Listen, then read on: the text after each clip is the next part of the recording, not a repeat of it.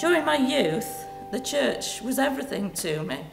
I belonged to the youth club, the choir, the guides, the brownies before that, and then I used to go to church Sunday morning, Sunday school in the afternoon, church at night, and then the Unitarian Young People's League in the evening. And it was through the Unitarian Young People's League that I met my husband Keith, who was training for the ministry. We then went to Liverpool for 3 years after we married, and then we came to Kingswood, where we were here for 40 years before he retired, when Anthony took over. Unitarianism is what I feel is wonderful for everybody, because we welcome all to our chapel. I'm Nicholas Saunders. I'm not a Unitarian yet, but I've been coming to this church for several months. I've been finding that attending a Methodist church, which I had been previously, was becoming increasingly difficult because I couldn't, in all honesty, say the things that one had to say during the services. Here I find the covenant that we say towards the end of every service something I can agree with, but also every service has something which makes me question or challenge what I've been thinking, and that's an essential part, I think, of the process of inquiry, which is really what it's all about. My name's Ria Jones. I first came here after I went to the Unitarian Church in Aberdeen, where my partner currently is, and found it much more interesting than anything else I'd ever been to.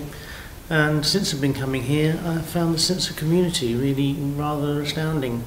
I've made a lot of new friends and hopefully trying to get involved, and I'm hoping to have my wedding here later in the year.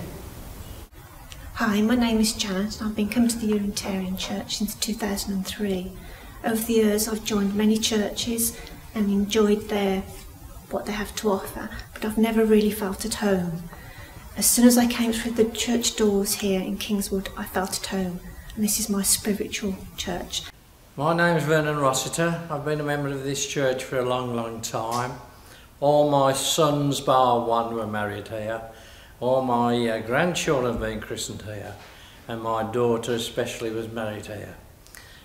We are personal friends of Keith Hill, who was the minister who administered to all these services, and I find this church wonderful.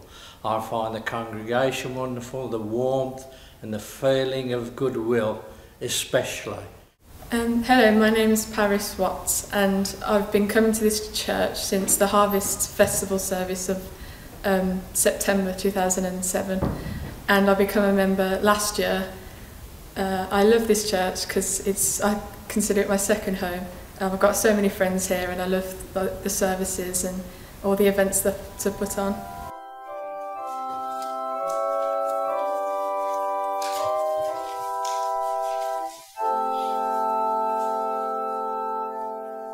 We're in Kingswood Chapel, and I'd just like to talk for a few minutes about what brings people here. We have a ghost known as the Brown Lady. She was seen as recently as in the last couple of years. She's been known to come in through the one door, and the person, we greet people. We have a welcoming committee who greet people at the door, and the lady that was at the door went to give her a book, and obviously she didn't need one, and she sat in one of the back pews for the service, and the organist Peter has seen her. A number of different people have seen her. So some people come from, we've had Parasearch here who are part of, who have a connection with Unitarians, and they've found some anomalies in the chapel, but there's nothing, they haven't actually seen her ghost when they've been here. But there are several ghost stories around the area. Various people have seen women, generally. We have one lady who's in the current congregation who's seen a pair of feet walk down the aisle, which is quite interesting. But the problem I have is that, as I'm interested in the histories, I like to try and find out who these people are, but trying to identify the owner of a pair of feet can be difficult. What brought me here is I have currently about 14 family members who are out in the graveyard, and I started looking into who they were. I've got cousins, uncles, my father's here recently. I say recently, in the last 5 years. And a number of people come here, they come to perhaps a funeral service or a wedding, and then they'll say to Aunt, you know, I'll come to a service, but I'm not promising anything. And we found that we actually managed to keep people, and that was exactly what happened to myself and my mother. We come here regularly now and get involved with the chapel. And for me, that's developed into a little bit more of an interest in the history. The original chapel, this isn't the original Kingswood Chapel, was built in 1708, about half a mile in that direction. There were several riots that happened in Birmingham. There were the I probably won't pronounce it right, the Sackville riots in 1715. But the main riot that affected that chapel was in 1791. In July, a gentleman by the name of Joseph Priestley, who was a Unitarian, held, and I'll keep it short because there's quite a bit to the story, had a dinner in Birmingham. And because it was celebrating Bastille Day, a lot of people in Birmingham thought that Unitarians were Republicans, and they didn't like that. So they rioted throughout Birmingham, burnt a number of chapels, and Kingswood Chapel in Dark Lane was one of those. Everything that was made of wood, I mean, it would have been a simple wooden building anyway. Anything that was made of wood was pulled out onto the street and burnt, and the chapel itself was burnt. And there's still a little mystery as to where the exact site of that chapel is. Now, the committee had this piece of land and they built the current Kingswood Chapel here in 1791 to 93, I think it originally reopened. And obviously, because they had the land, they didn't have enough money to actually pay for builders to rebuild it.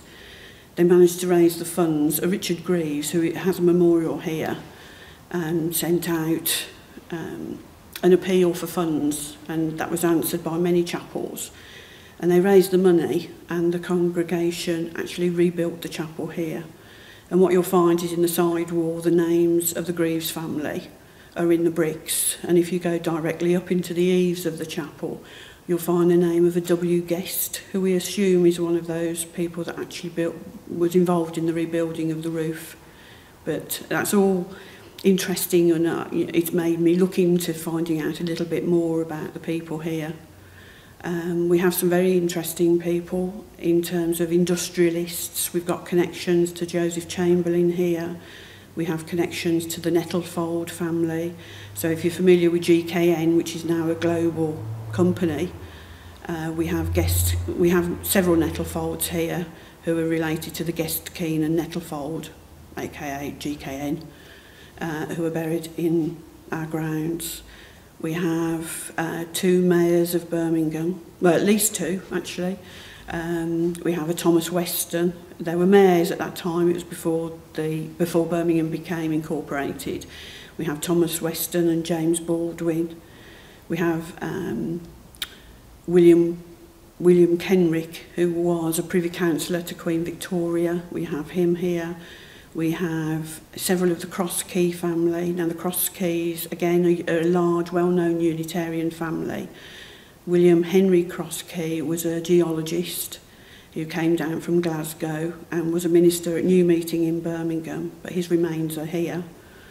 We have a grave that marks a memorial to the Reverend Walter Bone, who was one of the first ministers to go out to Egypt, and he built a Hibbert house, which is again has connections with Unitarianism.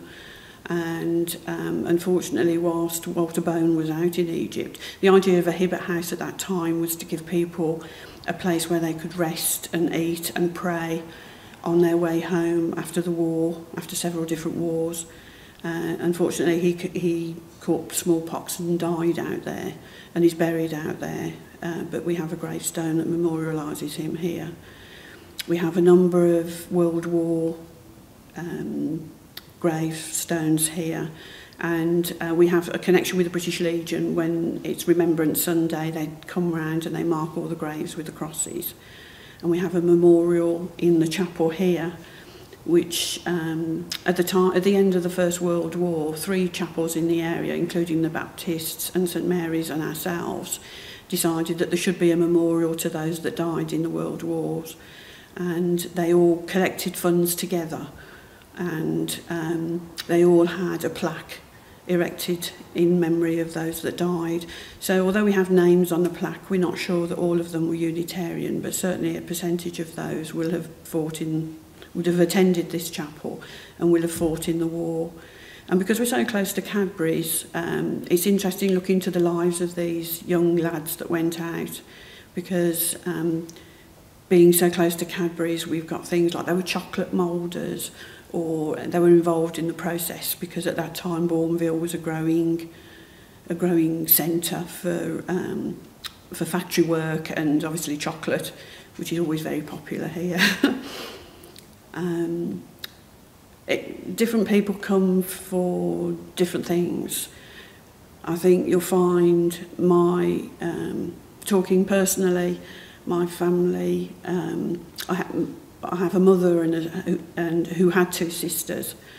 Her first sister died when she was 18 months old, and she was buried here. They refused to bury her locally, elsewhere, and she's buried here. And the Reverend Gorton at that time, she was, as I say, only 18 months old, said he'd find her a plot under a tree because that would be the right place for a little girl to go. And she's buried out in the graveyard.